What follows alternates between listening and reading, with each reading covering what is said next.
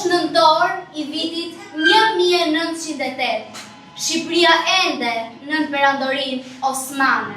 Në qytetin e Manastirit lidhen delegat nga të gjitha trevat shqiptare për të vendosur për gjuhën e tyre.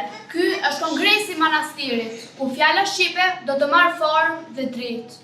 Nxënësit e klasës së 6, të udhëhequr nga mësuesja e gjuhës shqipe Elsa Baka, në shkollën nënshkruesi pavarësisë në Bisefa, realizuan një zhvendosje në kohë në ditën kur kombi ynë arriti bashkimin kombëtar nëpërmjet unifikimit të një alfabeti të vetëm. Kjo zhvendosje u arrit nga nxënësit nëpërmjet një minidrame, duke i bërë ata të hynë nën petkun e personaliteteve të ndritura të rilindasve tanë.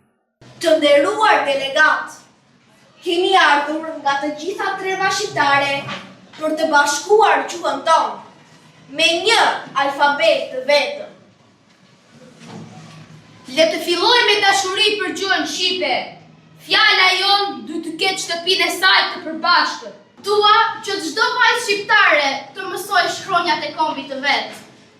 Shoqëria Bashkimi ka punuar me alfabetin latin. Ai është i thjeshtë dhe i përshtatshëm për gjuhën tonë. Edhe alfabeti Agimit ka të njëjtën bazë, por më e rëndësishme është të kemi një alfabet të vetëm për të gjithë shqiptarët. E të mësojmë të shkruajmë si njerëzit e lirë.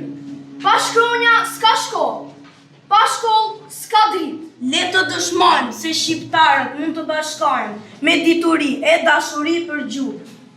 Nga Elbasani do të dërgojmë abetaret në çdo fshat e çdo qytet. Një komb, një alfabet, një zemër. Ky është ideali ynë.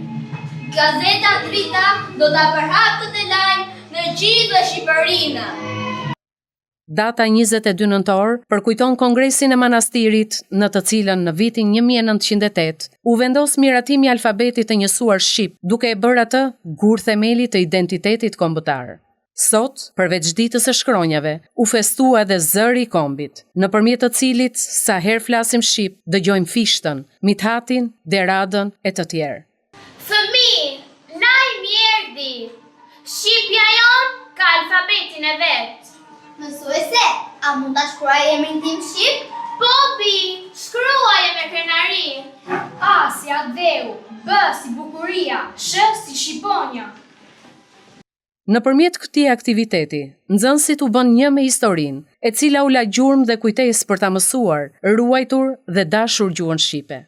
Të pranishëm ishin prindrit e nxënësve, të cilët përjetuan me emocion këtë moment historik, të sjell aq bukur nga fëmijët e tyre.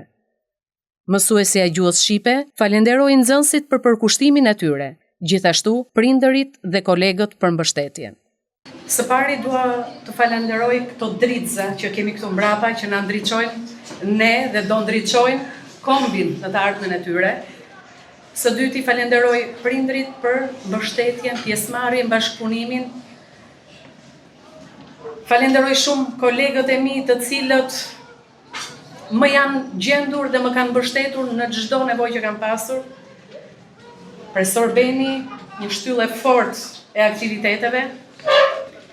Drejtorin, drejtuesit e shkollës, të cilët na mbështesin gjithmonë dhe na japin hapësirat e mundshme për të organizuar aktivitete të tilla. U zhvendosëm paksa në kohë për të kujtuar një ditë të rëndësishme kombëtare. Një ditë që në vitin 1908, brezi i treti rilindasve tanë finalizoi ëndrrën e gjithë rilindasve ndër vite, që ishte bashkimi kombëtar e realizuar nëpërmjet unifikimit të një alfabeti të vetëm. Dhe fal atyre njerëzve aq të ndritur, ne sot flasim, shkruajmë dhe lexojmë shqip. E në këtë udhëtim që ne bëm të gjithë së bashku sot, nëpërmjet fëmijëve, nxënësit na mësuan se historia nuk vjen vetëm nëpërmjet librave. Historia vjen dhe në forma të tilla, duke u futur paksa nën petkun e saj, duke e ndjerë dhe duke e përjetuar atë.